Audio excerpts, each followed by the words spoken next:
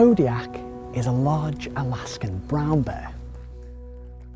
And it's also the name of the latest Skoda SUV and its first ever 7-seater, and it's sort of an amalgamation of the Skoda Yeti 4x4's personality and the smart luxurious flair of the Skoda Superb.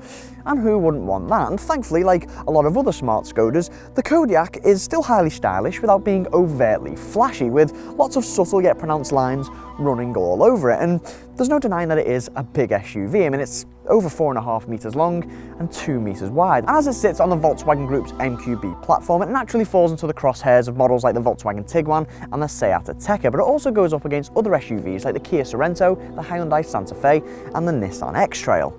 So, 2 and 4-wheel drive availability, 5 or 7 seats, loads of engines, loads of trims, and a price tag of just £21,500. Let's see what it's got to offer then.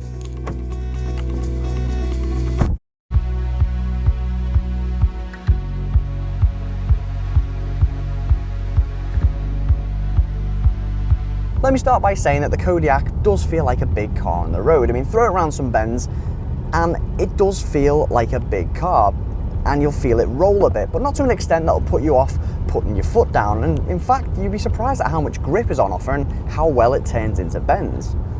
It is clear though that the Kodiaq, you will find yourself doing that quite a bit. Its main appeal is comfort, high riding and well insulated cabin, especially when it comes to the likes of motorway driving. And in fact, the only real qualm I've got with it is that when you hit several bumps in quick succession, you can feel yourself bouncing a bit, but that's only a very small thing. Now, the Kodiaq is available in 2 and 4-wheel drive, with 4-wheel drive models of course offering greater traction when off-roading. But it's interesting to note that when pottering about town, the 4-wheel drive models try their best to utilise just 2 wheels in order to save fuel.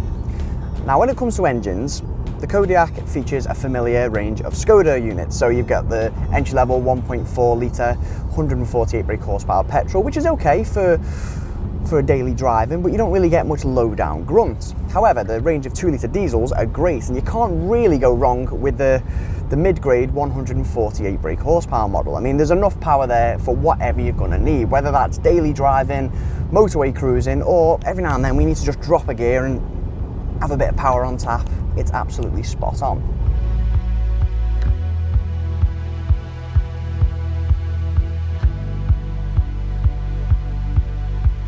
Sitting in the cabin, it's clear that you're sat inside a VW Group model, and the higher trim you go for builds on the same framework but with slightly glossier highlights. And this model we've got is the SE trim. Now, being a Skoda, they like to throw their own slant on things with their simply clever features, and apparently the Kodiaq has over 30 of them. But if you're going to make the most out of the Kodiaq's practicality, then I think you've got to go for one of the 7-seat models, especially when you consider that it's only a £1,000 option and standard on SEL models and above.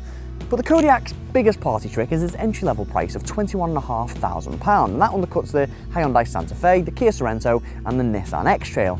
I know what you're thinking, no one's going to go for an entry-level model.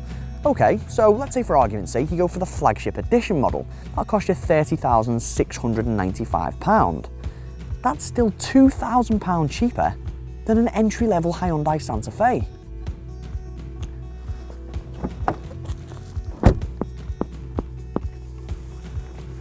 But we're due to get the Kodiaq into our offices very soon, so make sure you subscribe to our YouTube channel to stay up to date on all our latest video reviews, and let us know what you think about the Kodiaq in the comments section below.